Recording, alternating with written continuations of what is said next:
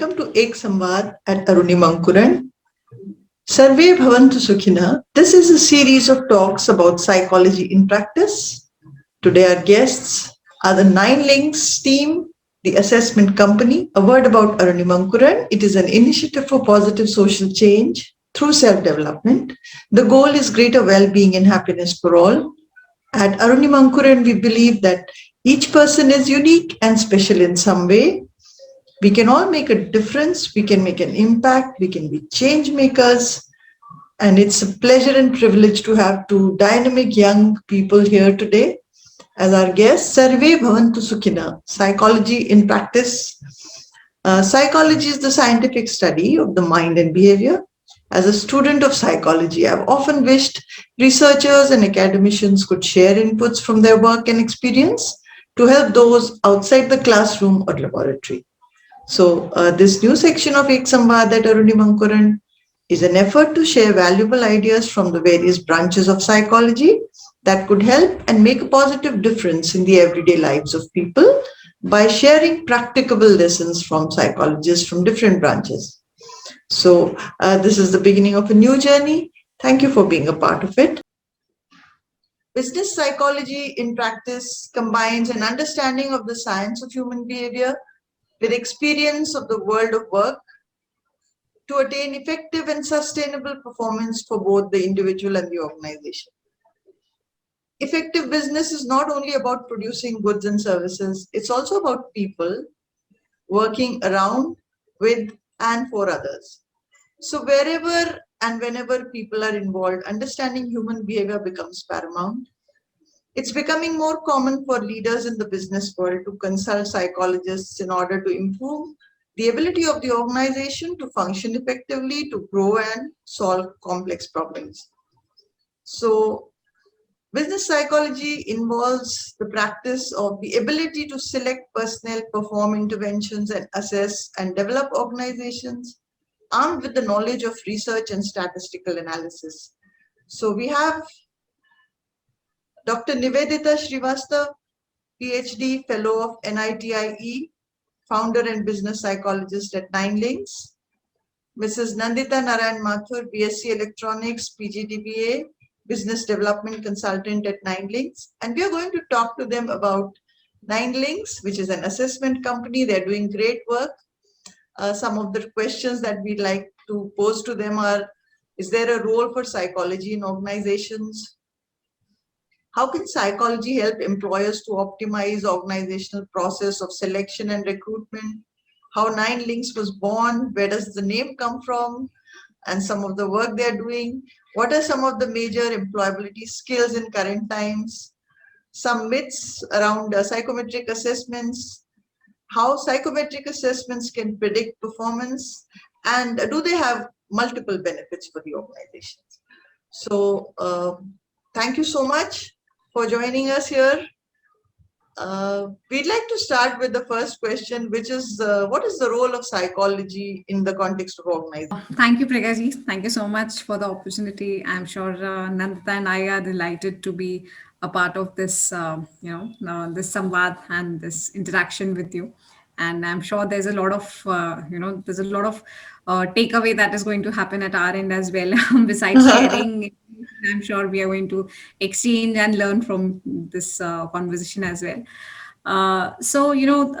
Addressing the first question is that does psychology have a role in organizations? Well, if you actually look into it, organizations would rather focus on management sciences for that matter, and probably I would rather say it's a myth that if you have to work in an organization, you should be studying management skills or you should be doing an MBA.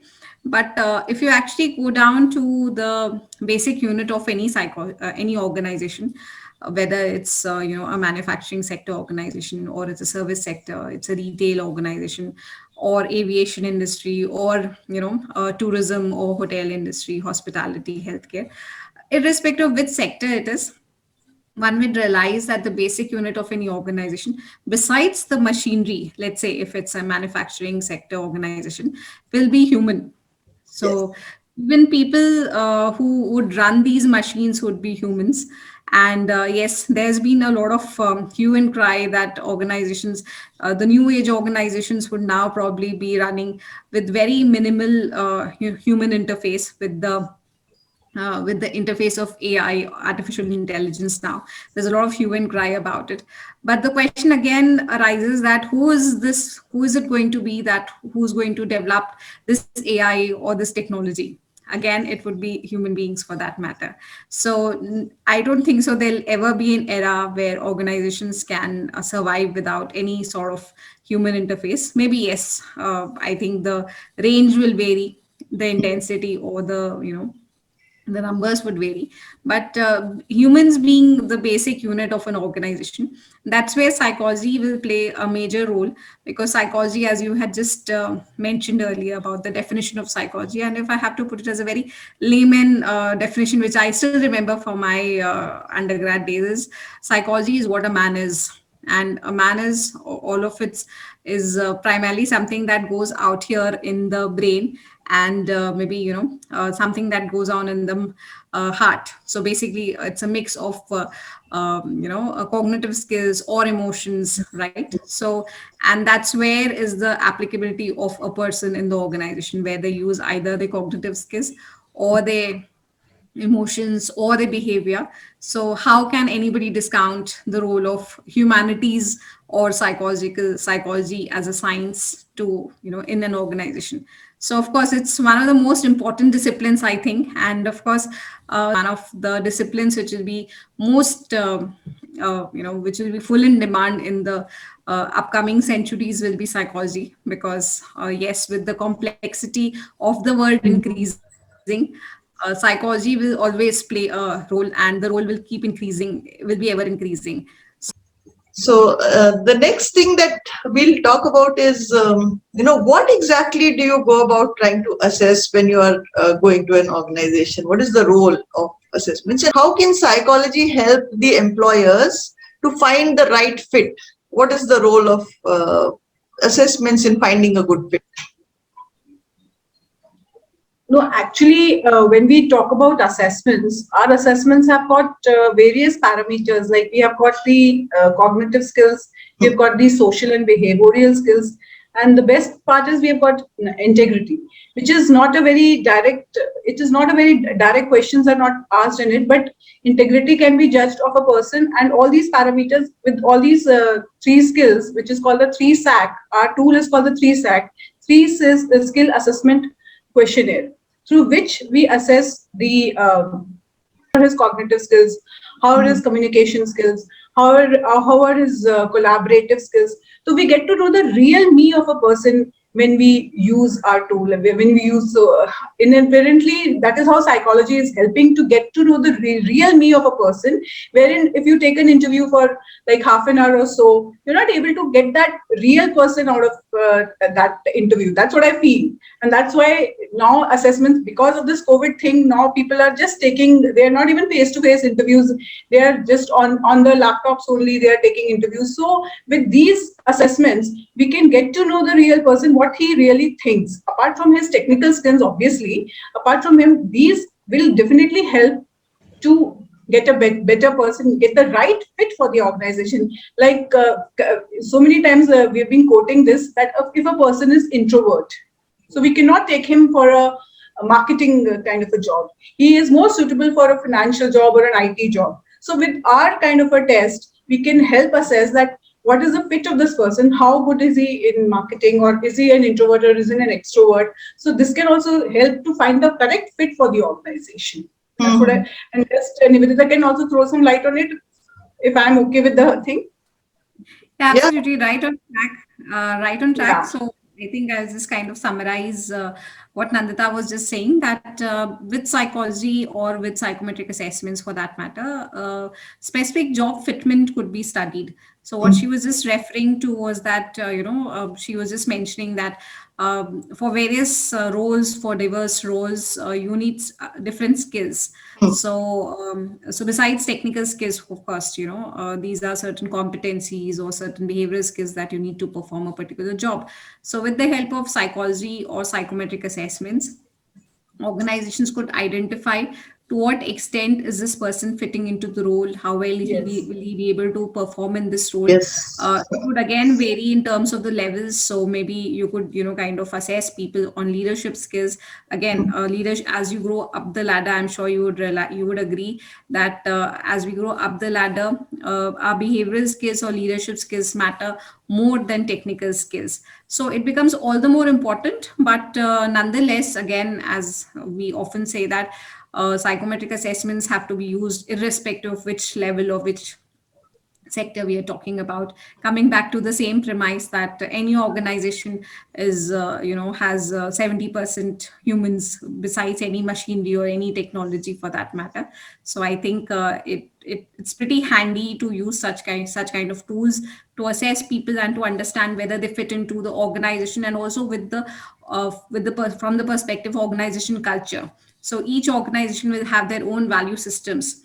For some Yes. organizations, maybe collaboration is much more important, but for some others, maybe it's more about independent working. Mhm. So, does this individual fit into your scheme of things as an organization? Do you fit into that organization? Just because you have certain credentials to your CV, or you have certain experience, that really doesn't matter, to certain organizations. They would want to see whether you fit into their organization, your Absolutely. values kind of correlate to their organization values. Do you value the same thing as the organization values? Right, there are certain organizations who would always would put their foot down when it comes to integrity. They would never compromise on that. So again, how much is integrity a value to you? But there are certain organizations, maybe, wherein they would probably focus more on profit, on business acumen. So are you a person who is more focused towards integrity, on value system, or are you more which is who's focused on business acumen? So again, I think psychometrics or psychology can really help organizations in identifying people as per their needs, as per their value systems. So that's where I think it can greatly add value. Yeah. And also, the fact that you don't just hire the hand, you hire the whole Right. person. So you need to Absolutely. make sure that it's a good fit, not only the skills, but also the person, the human element. So, Right. it's a very interesting name, and we'd like to know how Nine Links was born. Where did the Right. name come from? And tell us a little about your work. Right. Well, yes, prima facie, anybody would think that maybe I'm a little crazy about numerology. But so often of course, we get to face this question. So yes, as you were just introducing me, I have my background in research. So invested quite many years in research in the space of organizational behavior from Niti Mumbai. And so that's where one of the major, I would rather say, one of the major dimensions of the organization had to be research. We didn't want to come back to the organization sector that, look, there is a questionnaire, and which is where we have put together certain questions. No, but we actually invested into it for multiple years, went deep down into research, kind of pilot tested it across the regions, actually, I would say, across various sizes of organizations. And Mhm. now I think we are pretty comfortable with our credentials of the test. Right. So research was one element of the organization. We Mhm. definitely wanted to come back to the corporate with something that was new.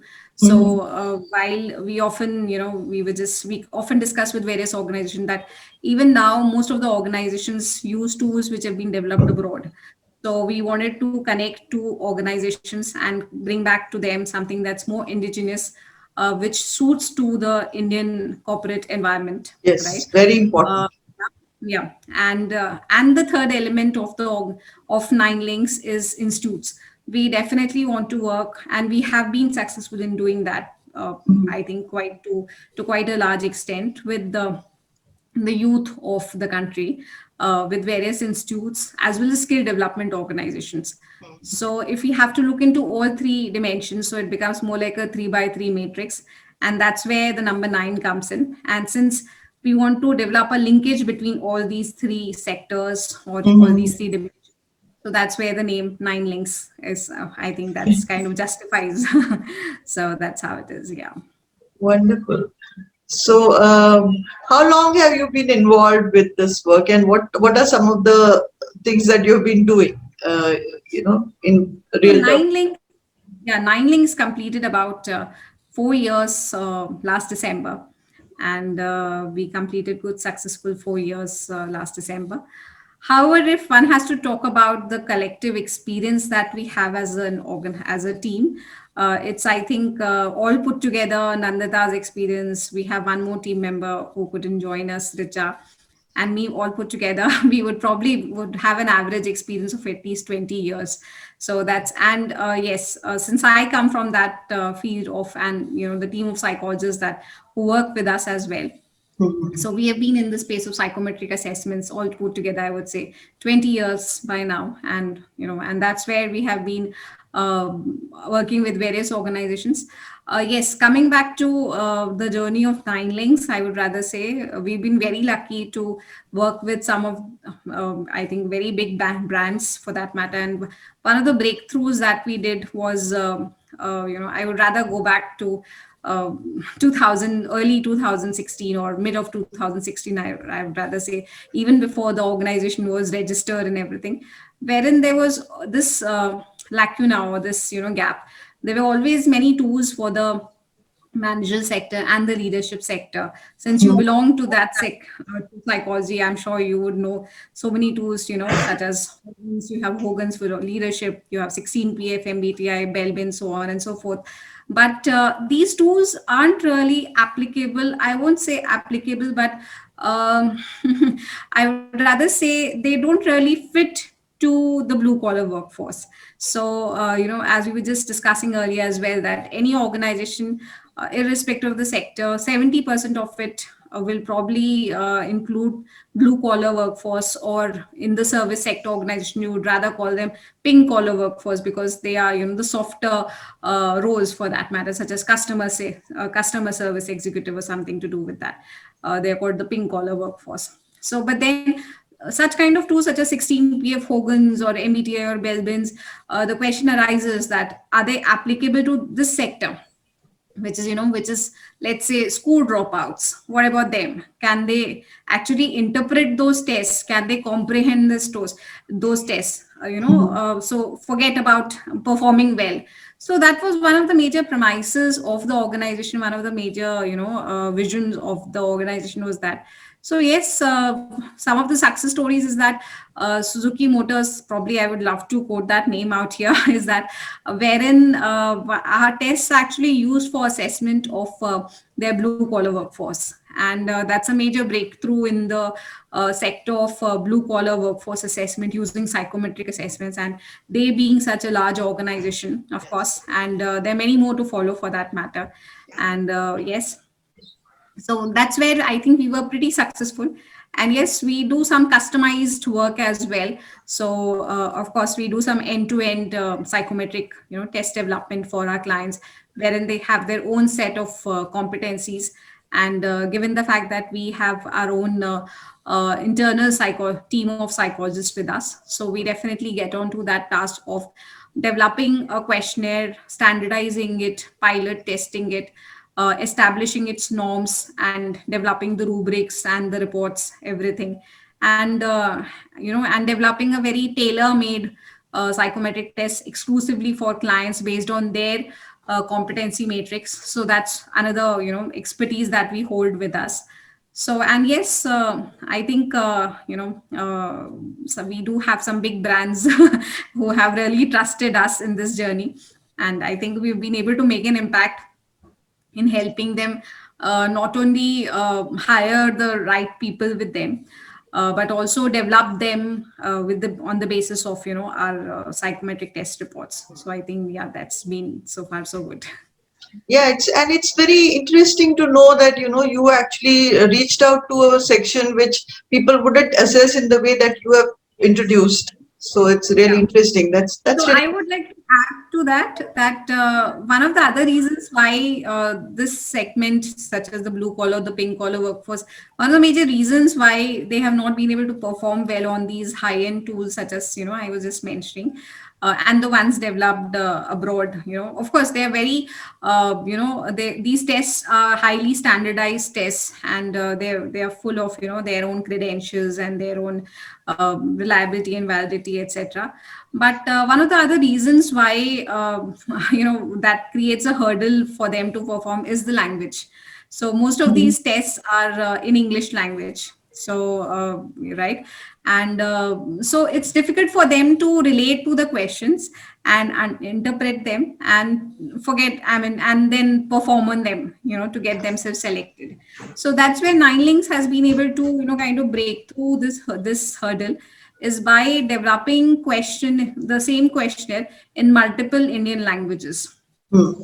So so that's where we help people, organizations find the right fit, and also help these blue collar workforce to perform well on these tests by the simple thing that language is not an index of performance on psychometric tests. So just because you can't understand English language, that doesn't mean that you don't have the right skills. So Yes. language cannot be a parameter to assess, or for that matter, it's not even essential for those people, because they have to work on machines. So, and machines don't understand any language.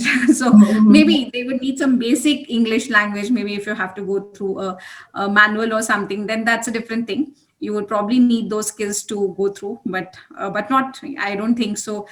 Performance on English language or to understand English language should be a parameter to assess them on other behavioral skills, for that matter. So that's where I think Nine Links has been able to create that difference. Wow. That's good. And you also suggested that you've been working and doing a lot of research. So, what are some of the employability skills that Nine Links would suggest young people looking for jobs should focus on? I think that Yeah, would I be one think interesting question. Maybe Nandita Nandita to can. address. Yeah. Yes, yeah, Nandita would be the right person to. Yeah. Like of late, we have done a survey and we found out the most of the employability skills in these times were, like, first is the most important skill the people said was adaptability. Like people can adapt to any situation. Like right now, work from home is going on, so there should be no barriers as to we cannot work. Like everybody is getting adapted to it, and that was the first and foremost skill. Like what Charles Darwin had stated earlier, like it is not the fittest of the species who's going to survive. It is the species who's going to be adaptable is going to be the survivors. So that is the first skill. Second skill is team working. Sitting in different corners of the country, still people are working, managing teams, and it's like it's a very good example of ours. The Nine Links is one is in Ahmedabad, I'm in Yes. Chennai, our other person is in Bhubaneswar, and that's how we kind of get together, collectively work. So second is teamwork. Third is crisis management, like in times of crisis, how you kind of manage. Fourth is stress management, because when there is so much of crisis, definitely stress is going to be there for people around. And fifth is also resilience, how you kind of come out of it and work and move forward. So these are the 5 skills which we have done a survey and we have identified for the people to have it. Mhm. Wow. Would you like to add something to that, Nivedita? Yeah, because these are skills which definitely will be very relevant in the in the current times and the times to come as well. When we talk about psychometric assessments, are there any myths that you would like to dispel in the context of this? Sure. So one is definitely that can psychometric assessments be practiced? So there are two answers to it. One is yes, and the other is no, depending on what is the psychometric assessment assessing. So again, well, there is something else that kind of reminds me that, of course, that often we think that psychometric assessment is just about personality assessment or behavior assessment, but psychometric assessment is actually a theory, or it's a discipline of psychology for that matter, which is kind of assessing anything scientifically. So as earlier in the discussion we were talking about developing customized or tailor-made tests for our clients. That's practically what psychometry is all about, wherein it consists of not only question writing, or but it also talks about assessing the difficulty level of those questions, and also pilot testing them, and finally developing norms. So for that matter, psychometric test is just not personality or behavioral assessment, but it is also, so you see these tests which are, let's say, CAT or GMAT or MAT for that matter, Mhm. right, or TOEFL for that matter. These are all developed on psychometrics, but these are ability tests. So you definitely have psychometric test is, often we have these queries from clients saying, आपके पास psychometric test है और aptitude test भी है. So we often go back to them and saying that, hello, aptitude test is also a psychometric test, because it is all about standardizing tests, which is a part of psychometric assessment. So this is one of the major myths that lie, that psychometric assessment is just not about personality or behavior. Even ability tests, interest tests, or aptitude tests are psychometric tools. So and when I was just saying that, can psychometric tests be practiced, and I told you that yes and no. So yes, if these are ability tests or aptitude tests, which are got to do more with the to do with somebody's skill on a particular profession, or something to do with how sharp your mind is, more like a speed test or accuracy test, yes, that can be done with the help of practice. But when it comes to assessing somebody's personality or behavior, it's best to be yourself, and practicing it or taking more number of questions could only help you in terms of understanding that what kind of questions will be asked.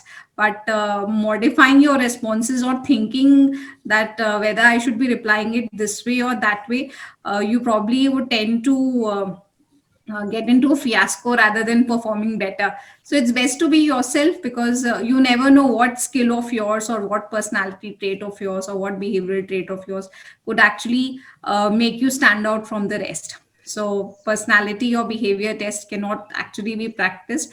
I mean, just for the sake of maybe looking in the type of questions, maybe yes, but they can't help you perform better. So that's one of the, I think that's the second myth.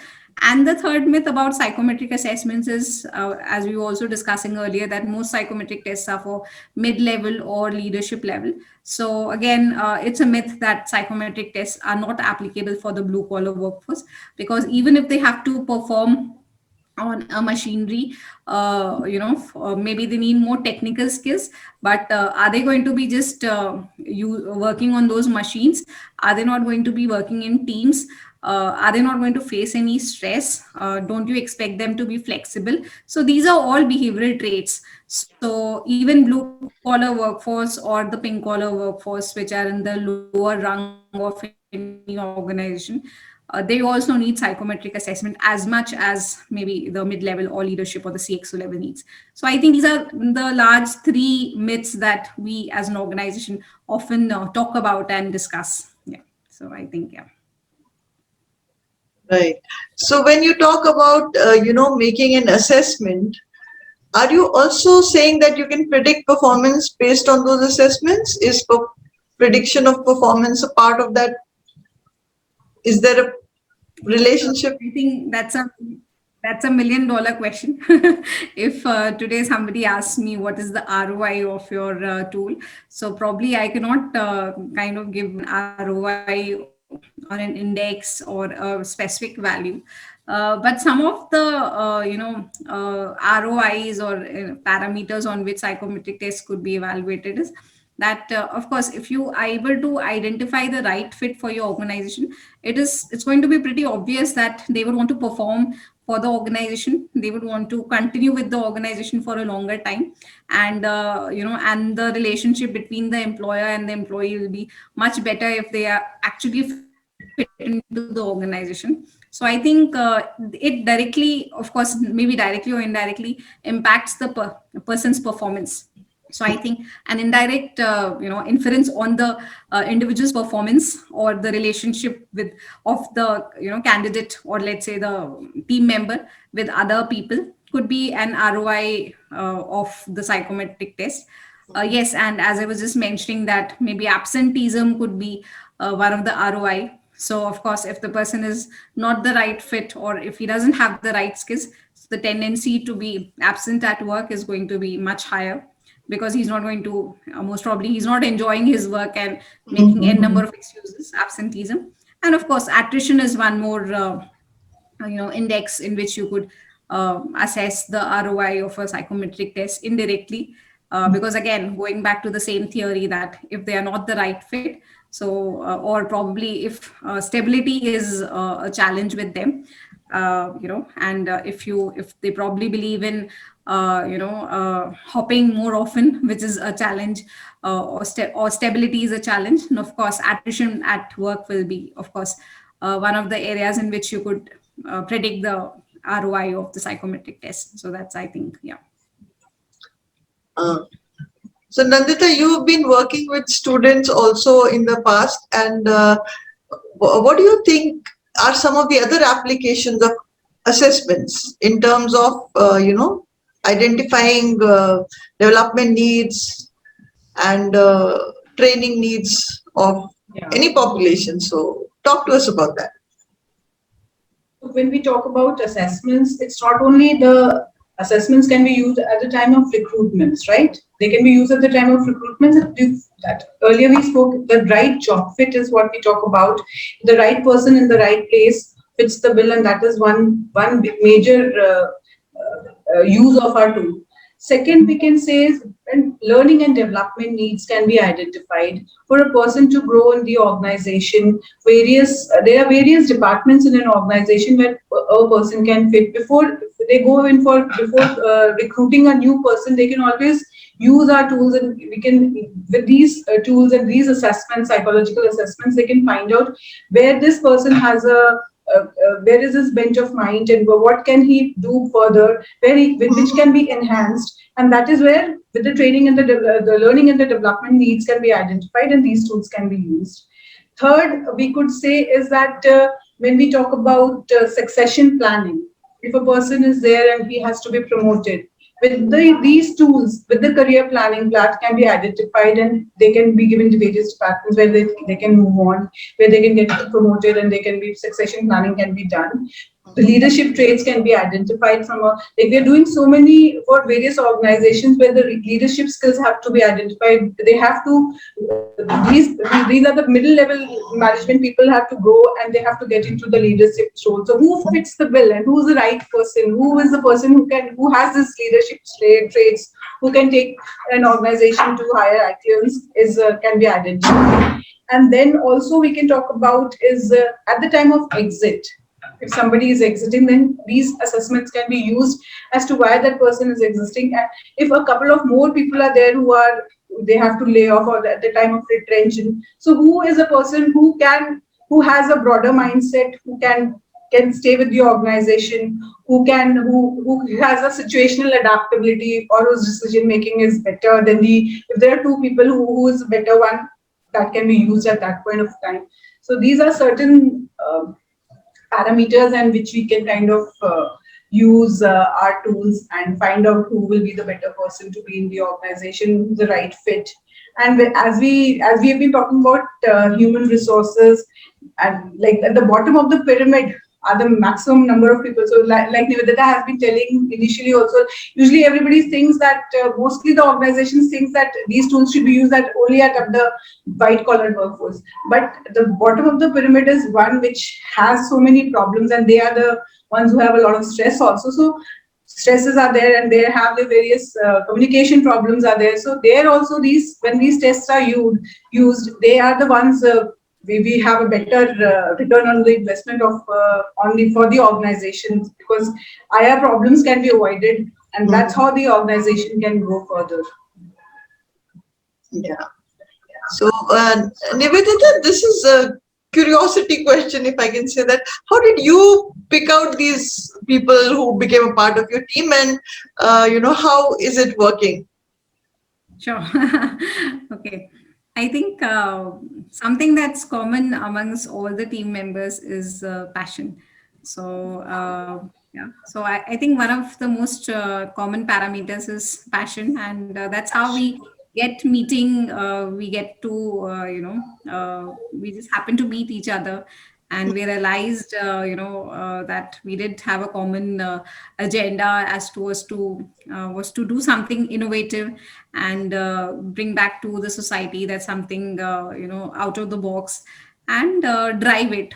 Uh-huh. So right, and trust me, yes, the last year has been very trying for us as well, like any other organization would have faced, but we all stuck together, and we've still been, happily we've been able to happily survive the trying times. And I think yeah, so I think passion is something that's common amongst all of us, and irrespective of what happened with us, the difficult times that we faced, we've been able to stick together. I think, yeah, that's how it makes a wonderful team, and makes each one of us proud of each other.